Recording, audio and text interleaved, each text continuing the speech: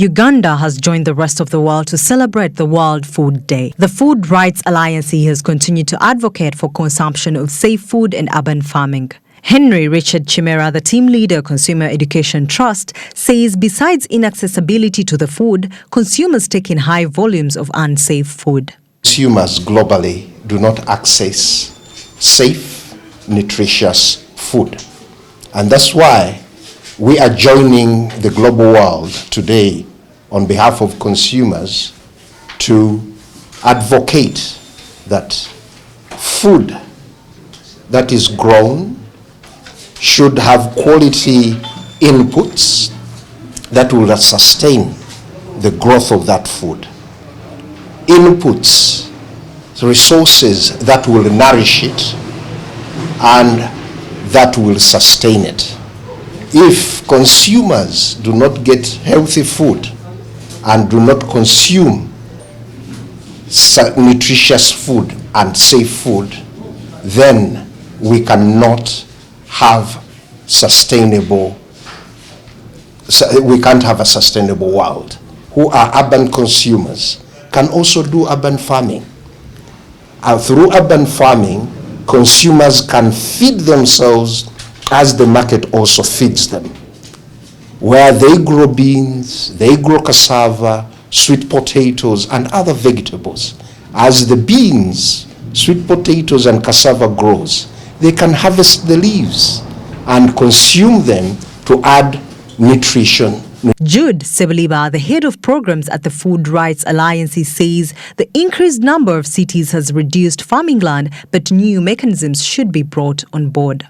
Other changes that are coming in the country where we are in Uganda, increased number of cities which have come at the expense of reduced farming land. So subsequently, as FRA, we seek to devise means of how we can ensure that people can feed themselves adequately using the minimum resources, like I have highlighted above, that you cannot have adequate land anymore. How do you grow food using the smallest piece of land? You have been taken around and we have exhibited it. We have lived the talk.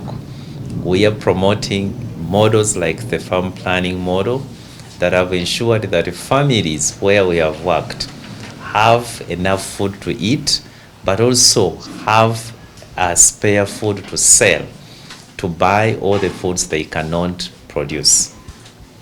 We shall continue advocating for adequate and supporting policies to ensure that people continue feeding themselves throughout the entire value chain, from the farm to the fork, because food produced in a right way can be spoiled through storage forms or through the methods of cooking it.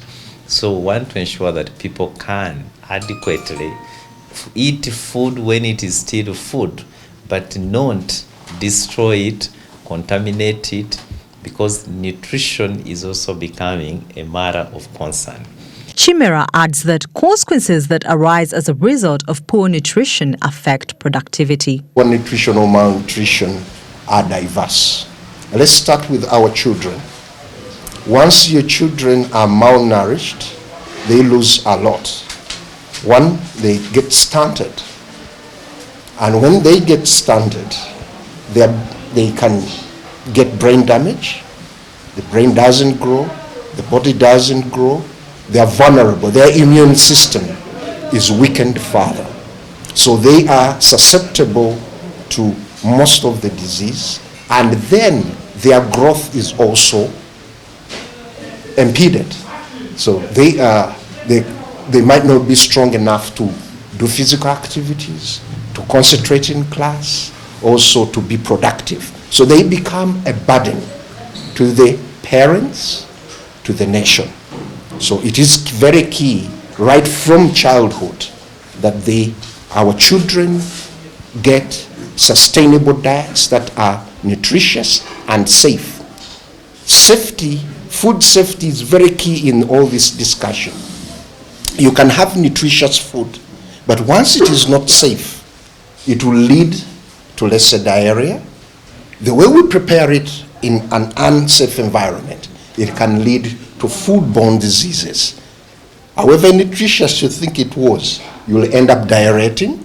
So consumers will fall sick, and consumers will be a burden, a health burden on national economy. So Shnaz Nimtawe reporting for Smart 24 TV.